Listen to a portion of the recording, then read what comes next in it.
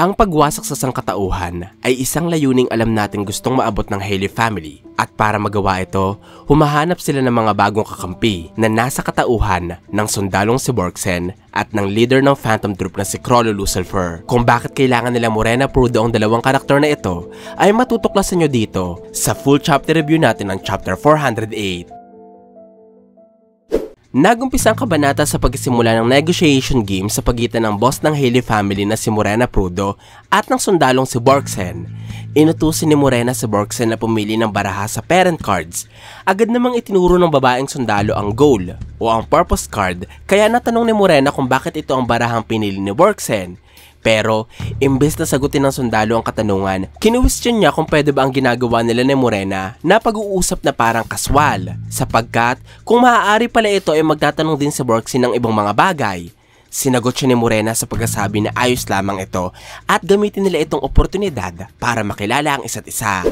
Kung medyo nakalimutan nyo na mga idol, ang purpose card na pinili ni Borgsen ay ang barahang mag-uutos kay Morena na ipagtapat sa sundalo ang layunin ng kanilang grupo. Tiningnan ni Borgsen ang miyembro ng Haley na may itim na buhok. Tinanong niya ito kung may iba pang miyembro ang Haley at kung nasa 50 ang dami nila. Hindi sumagot ang babae at ngumiti lamang sila ni Yokotani. Tumawa naman si Morena at sinabing hindi sasagot ang kanyang mga tauhan. Pero sinagot ng boss ang tanong sa pag-amin na meron pa silang ibang mga kasama. Mula dito, sinabi ni Morena na kapag sumagot si Borgsen sa isang katanungan ng boss ng Haley, maaaring magtanong din ng isang beses ang sundalo pabalik. Sumang-ayon si Borgsen at nagpasalamat, pero sa isip-isip pala ng babae, nahulaan niya na hindi lalagpas sa 50 miyembro ang Haley at maaaring nasa 25 lamang sila. Base sa paraan ng pagsugot ni Morena noong inusisa niya ito. Matatandaan natin mga idol na 23 ang miyembro ng Haley kasama si Morena. Na-salvage na ng Phantom Troop si Lowini at pinalakol naman ni Hinray ang ungas ni si Padaile. Kaya 21 na lamang ang kabuuang bilang ng grupo sa ngayon. Pinagpatuloy ni Morena ang laro sa pagsagot na ang kanilang purpose ay ang pagkawasak ng buong kaharian ng Kakin. At sa oras na maabot nila ito, sunod nilang wawasakin ng buong sangkatauhan. Mga layuning, maisa sa katuparan daw sa tulong ng kapangyarihan ni Borgsen. Matapos ang paliwanag, tumigil sa pagsasalita si Morena. Kaya nagtaka si Borgsen sapagkat kulang ang paliwanag ng boss ng Haley. Nagkomento si Morena na masyado palang curious si Borgsen kaya para mapagbigyan ng sundalo, ipapaliwanag niya ang kanyang nakaraan. Tinanong ni Morena kung alam ba ni Borgsen ang ibig sabihin ng second track fakers. Ang second track fakers mga idol ay yung mga kadugo ng hari ng Kakin pero walang karapatang manahin ng trono. Sumagot si Borgsen sa pagsasabi na alam niya kung ano ang second track fakers at sila ay ang mga taong kagaya ni Morena. Tinitigan ng boss ng Haley si Borgsen at sinabi nito na ang totoong Morena ay isang second track faker pero hindi siya si Morena sapagkat hindi din siya maharlika. Nagtaka si Borgsen kaya sunod niyang tinanong kung sino ang babaeng nasa harapan niya. Para maliwanagan ng sundalo, binanggit ni Morena ang mga salitang carnival at blasphemy. Sabay tanong kung ang mga salita bang ito ay nakatulong kay Borgsen na malaman kung sino ang babaeng kausap niya. Mukhang napagtanto ng sundalo ang katotohanan sapagkat naibulong niya na ang Morenang nasa harapan niya ay isa sa mga festival orphans. Ipinaliwanag ng kabanata mga idol ang salitang carnival. Ito ay ang Kakin Royal Festival na ginaganap isang beses kada 2 o kada 3 o minsan ay taon-taon. Nagaganap ang carnival sa pangunguna ng royal entourage na mamimili ng isang pamayanang paggaganapan ng kasiyahan o pagsasalo-salo ng royal family at iba pang importanteng bisita. Ang mga nakatira sa pamayanang napili ay mahahati sa 2 grupo. Ito ang mga tinatawag na those who serve at ang others. Maliban sa carnival ay ang blasphemy. Ito naman mga idol ay isang klase ng batas ukol sa kalapastanganan sa royal family ng Kakin. Ang kahit na sinong tao na magpapakita ng kawalan ng respeto ay wawakasan ng buhay. Ayon sa kabanata, ang pagkausap noon sa royal family habang nakatitig sa mga ito ng diretsyo ay isang uri ng kabastusan na pwedeng magresulta para sa sentensyang kamatayan.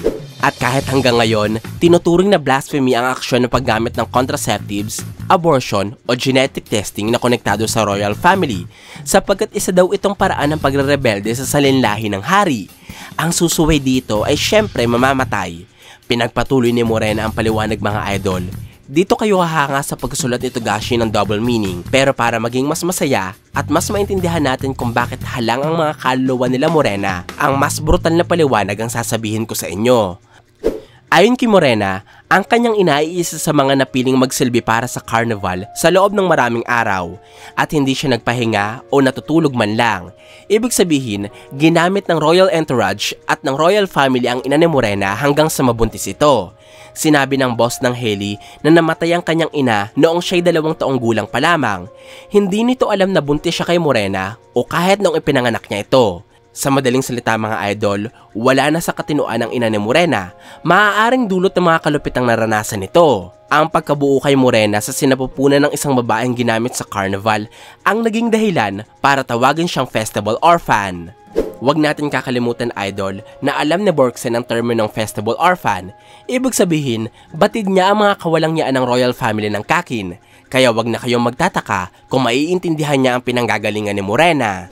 Ayon pa sa boss ng Hailey, ang mga isinisilang na festival orphans ay agad na nilalagyan ng 2 hiwa sa mukha.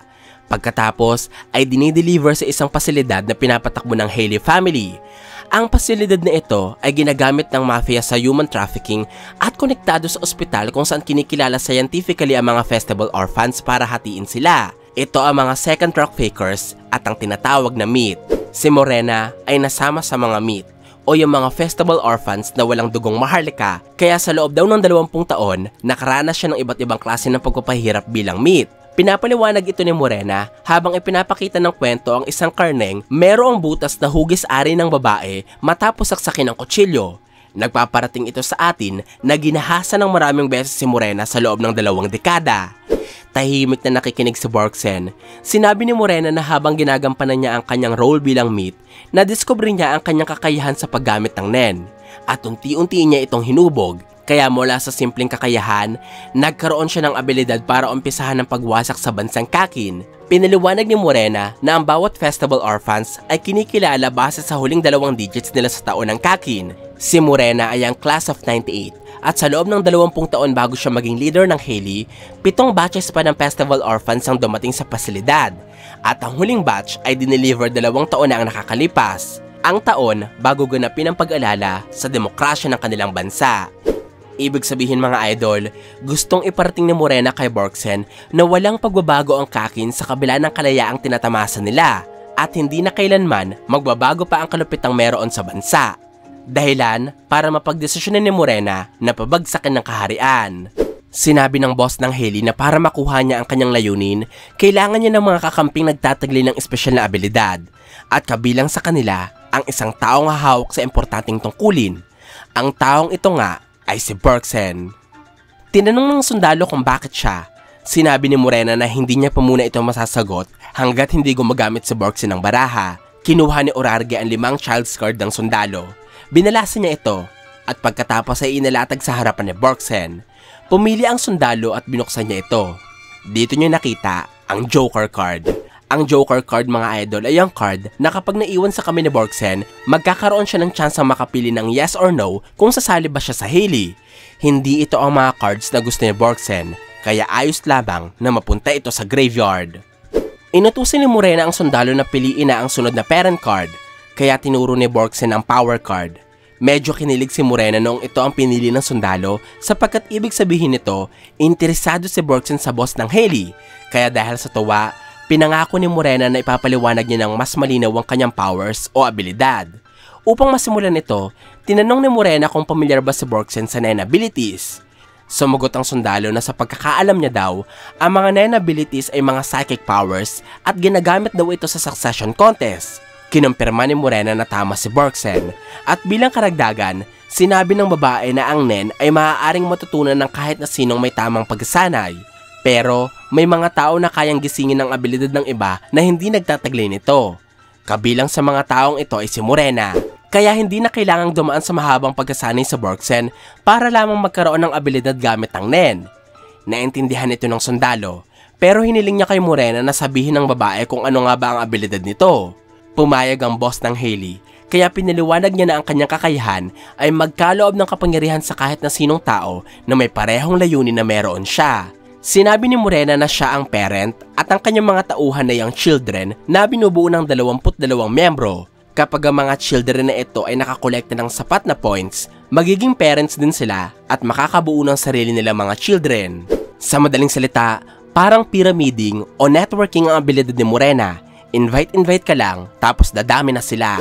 Sinabi pa ni Morena na pinapakinggan niya ang layunin o kagustuhan ng bawat isa niyang tauhan upang matulungan niya mga ito sa paglikha ng kanilang abilidad. Habang nakikinig, parang gusto na din ni Borgsen na mag-join at magbenta ng sabon. Joke lang. Habang nakikinig, tumakbo pa sa isipan ng babae ang kanyang responsibilidad bilang isang sundalo ng Kakin. Ang kanyang misyon na protektahan ang integridad ng kanilang bansa at ang kanyang planong mamuhay ng simple o wala masyadong hinahawakang malaking tungkulin. Kaya nasabi ni Borgsen sa kanyang isipan na sobrang nakakabahala o nakakatakot para sa kanya ang kagustuhan ni Morena. At ito nga ay ang pagwasak sa sangkatauhan. Tinanong ni Borgsen kung totoo nga bang bawat isang miyembro ng Haley ay may pare-parehong layunin at kung lahat sila ay gustong wasakin ng Kakin. Sinagot ito ni Morena sa pagsasabing ang pagwasak sa Kakin ay kanya lamang sariling layunin. May iba-ibang gusto, plano o rason ng kanyang mga tauhan pero ang nagbibigkas sa kanilang lahat ay ang pare-pareho nilang kagustuhang pamaslang ng tao. Nakikinig lamang si Borgsen at sa kanyang isipan, kanyang sinasabi na nakikisimpatya siya sa malungkot na nakaraan ni Morena. Pero kahit meron siyang taong gusto mawala sa mundo, hindi niya kailanman pipiliin ang pagpaslang kagaya ng ginagawa nila Morena. Kaya hindi niya mauunawaan ang layunin ng babae at gagawin ni Borgsen ang lahat, maiwasan lamang ang gulong pwede niyang kalagyan. Sa madaling salita mga idol, sinasabi sa atin ni Borgsen na mas gugustuhin niya pang mamatay kaysa sumunod sa kagustuhan ni Morena. Natanong ni Borgsen kung paano nalaman nila Morena na espesyal ang babaeng sundalo at ito ang kailangan nila. Sinabi ni Morena na dahil ito sa pagiging isang specialist na Borgsen. Nilahad ng boss ng mafia na ang Nen ay nahahati sa 6 na kategorya at ang pinakakakaiba dito ay ang specialization kung saan kabilang si Borgsen. Nalaman nila ito sa tulong ng isa niyang tauhan na nabibilang naman sa mga enhancers, kaya nagkaroon ito ng mas enhanced na pang-amoy at nagkaroon ng abilidad na matukoy ang klase ng Nen na meron ng isang tao kahit wala pang kakayahan ng mga ito sa paggamit ng Nen. Ang tinutukoy ni Morena mga idol ay si Dogman at pinaliwanag niya din na sa ngayon ay naghahanap pa ang wrestler ng iba pang mga specialist katulad ni Borgsen. Ayon pa kay Morena, nag-research siya tungkol sa mga specialist at napag-alaman niya na sa 3,000 tao, isa dito ay specialist kaya naniniwala siya na sa lahat ng pasahero ng barko, maaaring nasa 50 o 60 na po ang specialist katulad ni Borgsen. At umaasa si Morena na makakatagpo sila ng isang specialist na kapareho nila ng layunin. Ito ang rason kung bakit ayos lamang din sa Haley kung hindi sasama sa kanila si Borgsen. Sa katunayan nga daw, nakahanap na ang kanyang tauhan ng iba pang specialist at isa sa mga ito ang sobrang nagpa-excite sa kanila sapagkat nakatagpo sila ng isang specialist na floor master din sa Heaven's Arena. Ipinasilip ng kabanata mga idol ang maliit na eksena ni Dogman kung saan nakita niya ang nakatalikod na si Krollo. Nagsasabi ito sa atin na ang leader nga ng Phantom Troop ang isa pang specialist na gustong i-recruit nila Morena. Sobrang tindi nito mga idol sapagkat sa ngayon may 3 layunin si Krollo. Una ay ang makakyat sa tier 1 ng barko, pangalawa ay ang manakaw ang sacred treasures ng Kakin, at ang pangatlo ay ang mahanap si Hisoka. Lahat ng 3 layuning ito mga idol ay kayang ibigay ni Morena bilang sila ay kabilang sa 3 malalaking mafia ng Kakin at lahat sila ay batid ang kasaysayan o lihim ng bansa. Higit sa mga ito idol, ang masalimuot na nakaraan, ang paggawa ng kriminalidad para mabuhay at ang pagpapakalat ng kasamaan sa mundo ay mga pagkakapareho ng Phantom Troop at ng Haley family. Kaya kung magkakausap lamang si Morena at si Krollo, malaki ang posibilidad na makikipagtulungan sa kanila ang leader ng Phantom Troop. Sinabi ni Morena na ang paghahanap nila ng iba pang specialist bukod kay Borgsen ang rason kung bakit ipinagtapat niya kanina na lalong nalalagay sa panganib ang buhay ng sundalo habang matagal silang nag-uusap. Sapagkat kapag nakahanap nga naman sila ng perpektong specialist bago sumali ang sundalo, medyo mawawala na sila ng pakialam kay Borgsen. Sa testamentong ito, tinapos ni Morena ang paliwanag para sa power card. Umalma ang sundalo. Sinabi niya na gusto niyang malaman kung ano ang abilidad na ibibigay nila sa kanya kung sakaling sumali ito. Pero tumanggi si Morena na sagutin ng sundalo. Sapagkat para malaman ito, kailangan piliin ni Borgsen ang yes question mark card o ang card na magsasabi sa babaeng sundalo ng mangyayari sa kanya kapag nag-yes siya sa pagsali sa Haley.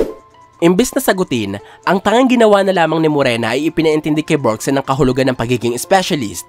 Ayon sa babae, ang mga specialist ang pinaka-versatile sa lahat ng 9 categories.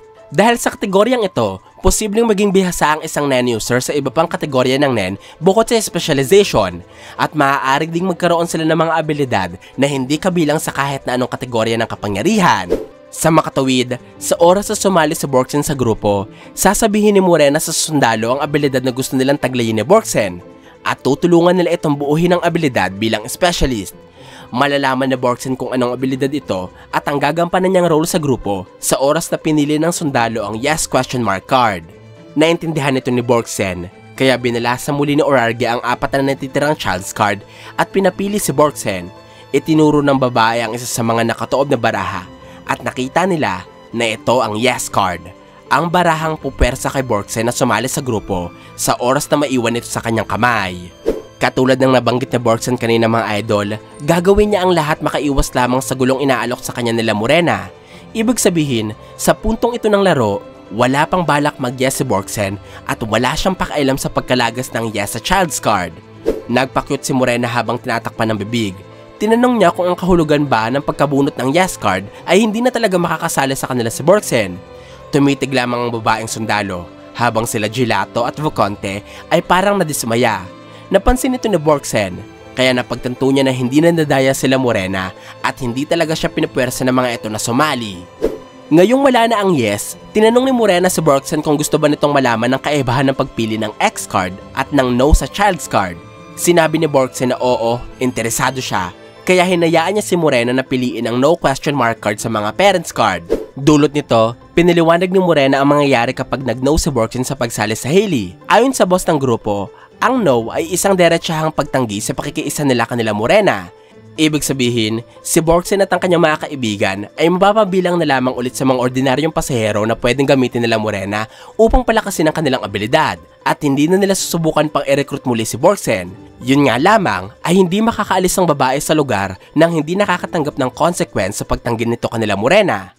Napayuko si Borksen at sinabi niya sa kanyang isipan na nag-uumpisa na ang kanyang kausap sa pag-amin na wala talaga siyang pagpipilian kundi ang mag-yes at trap lamang ang no card, ang X card at ang kabuuan ng laro. Sa mga puntong ito idol, inihanda na ni Borksen ang kanyang sarili dahil alam niyang hindi na siya makakalabas sa lugar ng buhay. Hanggang sa ipiniliwanag muli ni Morena ang X card. Kapag natira sa kamay ni Borksen ang S card, hindi magbabago ang katotohanan ng alam na ng sundalo ang ilan sa mga sikreto ni Morena. Pero ang lahat ng natuklasan ni Borksen ay ipagkikibit balikat na ng Hailey. Hindi na nila kokontakin ng babaeng sundalo o guguluhin ang mga taong malapit sa kanya. Napadiretso ng tingin sa Borksen na para bang nagkaroon siya ng kaunting pag-asa. Pinaliwanag ni Morena na hindi nila buburahin ang memorya ni Borksen.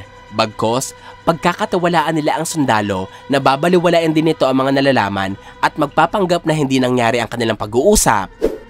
Sa puntong ito idol, napahiya muli si Borksen dahil nagkamali siya sa kanyang iniisip na sinungaling sila Morena at kalokohan lamang ang negotiation game.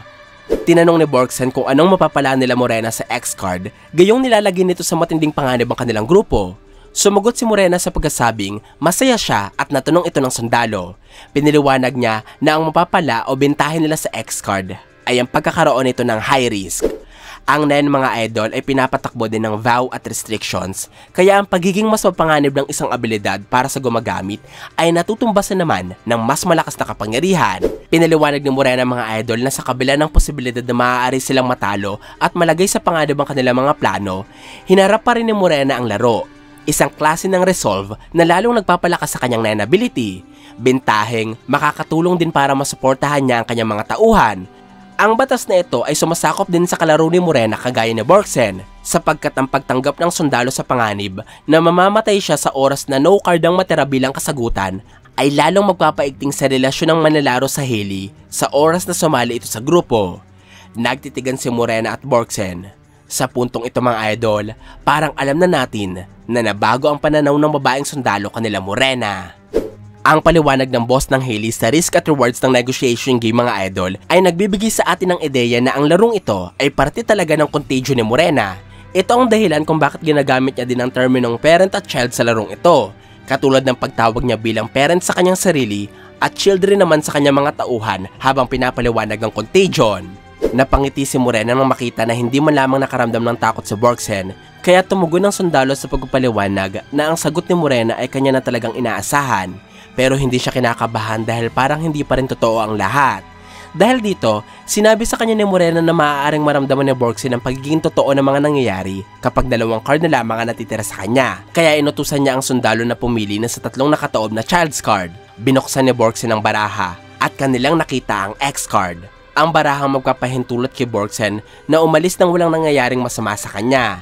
Ibig sabihin mga idol, ngayong naalis na ang X card, ang natitirang 2 cards na lamang ay ang No card. Ang card na magsasabi kanila Morena na hindi sasali si Borgsen sa grupo. At ang ikalawa ay ang R o Restore card. Ang barahang magpapahintulot kay Borgsen na maibalik ang mga cards na nasa graveyard. Kabilang dito ang X card. Matapos mapili ang X card, nagulat sila Morena at Borgsen nang biglang tumunog ang alarm sa speaker. Nangangahulugan na merong iaanunsyo sa buong barko. Ang announcement na ito ay nagsasabing idinideklara na ang martial law sa Black Whale. Mga salitang tumapos sa chapter 408. Sobrang lala ng announcement na ito mga idol, dahil kung babalikan natin ang paliwanag ni Kurapika sa martial law, maiintindihan natin na binibigyan ito ng kapangyarihan ng unang prinsipe na si Benjamin na manipulihin ang kompetisyon o ang succession contest. Pwede niyang ikulong ang bawat prinsipe sa kanilang mga silid at papaniwalain ang buong barko na nasa panganibang buhay ng mga tagapagmana ng hari. Ang kaisipang ito ay sasamantalahin ni Benjamin para paslangin ang bawat isang prinsipe at isisi ang kamatayan nila sa dahilan kung bakit siya nag-anunsyo ng martial law. Ang dahilang ito ay maaaring konektado sa mga mafia kagaya nila Morena. Kung inyong matatandaan, sinabi sa chapter 405 na sa oras na isa sa mga prinsipeng benefactor ng 3 pamilya ng mafia ng Kakin ang mamatay sa succession contest, tiyak na magkakaroon ng martial law ang barko. Sa madaling salita mga idol, isa kanila Zhang Lei, Shirnich at Lazarus ang maaaring nasawi ngayon. Inuna kaya ng ibang prinsipe si Zhang Lei matapos mambulgar na wala palang silbi ang kakayahan ng Nenbes nito sa ngayon? Nagtagumpay kaya sila Melody at ang kanyang grupo na patayin si Lazarus? O may plot twist ba na magaganap para mamatay agad si Chernich sa istorya? Ilan lamang ito sa mga posibilidad mga idol. Pwede din namang inanunsyo ang martial law sa barko dahil inatake ni Hulkenberg na gumagamit ng katawanable si Milko si Benjamin. Posible din namang inatake ni Krollo sa Tier 3 ang level 62 na si Dogman matapos siyang subukang i-recruit nito sa heli. At maaaring may iba pang kaguluhang naganap na konektado sa ating bida na si Kurapika. Hindi na ako makapaghintay malaman kung ano talaga ang nangyari. Kung kayo ang tatanungin mga idol, ano sa tingin nyo ang pangyayaring naganap para i-anunsyo ang martial law sa Black Whale? Ito po ang aking full chapter review ng chapter 408. Sana po ay nagustuhan nyo ang aking paliwanag. Kung may mga katanungan pa kayo o gustong idagdag, ay huwag po kayong mahihiyang mag-iwan ng komento sa ibaba. Maraming salamat po sa panonood ng aking videos. Ako si JE, hanggang sa muli!